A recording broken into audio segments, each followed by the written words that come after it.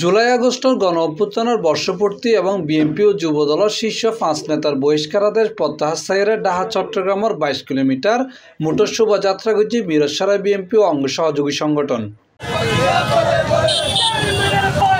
শুক্রবার আগস্টের 1 তারিখ বিকেলে উপজেলার বড় দারোগারহাটতন শোভাযাত্রা শুরু হইয়ে বারাইয়ারহাট যাইয়ে শেষ হইয়ে শোভাযাত্রা শেষে বারাইয়ারহাটের সংক্ষিপ্ত সমাবেশত বক্তব্য রেখে চট্টগ্রাম উত্তর জেলা বিএনপির সাবেক যুগ্ম আহ্বায়ক নুরুল আমিন চেয়ারম্যান।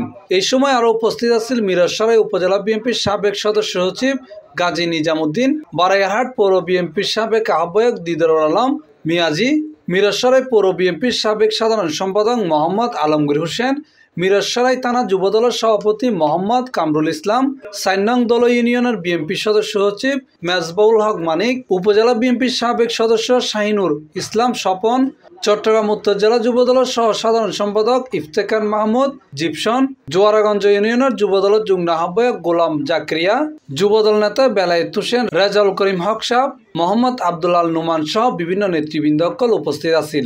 দেশনেত্রী বেগম খালেদা জিয়া তারেক রহমানের নির্দেশনায় সারা বাংলাদেশে যে আন্দোলনের ঢেউ উঠেছিল, মিরসরাইতে একক নেতা হিসেবে নুরুল আমিন চেয়ারম্যানের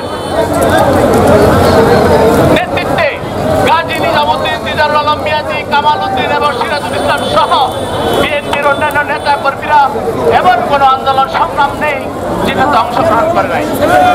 আপনারা জানেন, সেই আন্দোলন সংগ্রাম করতে গিয়ে আমাদের প্রাণপ্রিয় নেতা জনাব নুরুল আমিন চেয়ারম্যানের 5 নম্বরের ওসমানপুরের বাড়িঘর আওয়ামী লীগের সাবেক এমপি ইঞ্জিনিয়ার মোশাররফ হোসেনের নির্দেশে জ্বালিয়ে দেওয়া হয়েছিল। সংগ্রামী উপস্থিতি, আমাদের প্রাণপ্রিয় নেতা নুরুল আমিন চেয়ারম্যানকে এই বাড়িঘর বাজারে গুম করেছিল, ট্রেনের ভিতরে ছুমিয়ে তাকে মারার পরিকল্পনা করেছিল। আপনাদের সকলকে আমি আপনাদের সকল নেতৃবৃন্দর পক্ষ থেকে আন্তরিক অভিনন্দন এবং ধন্যবাদ জানাচ্ছি। আপনারা যেই প্রত্যাহারের দাবিতে আন্দোলন সংগ্রাম করে যাচ্ছেন, এজন্য আল্লাহর দরবারে শুকরিয়া জ্ঞাপন করছি, আলহামদুলিল্লাহ।